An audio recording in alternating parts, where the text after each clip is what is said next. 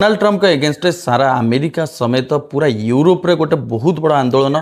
जो प्राय लक्ष लक्ष लोक ये आंदोलन को समर्थन देते सहित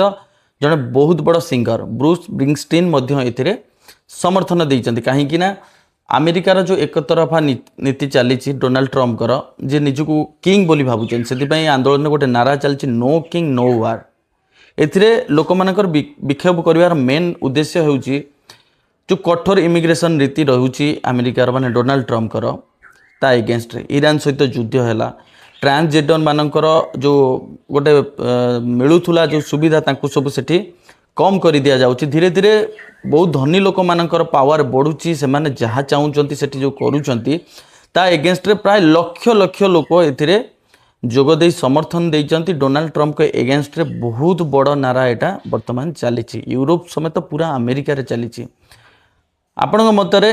जहाँ जो लोक मैंने युद्ध को विरोध करुँच डोनाल्ड ट्रम्प को विरोध करुँच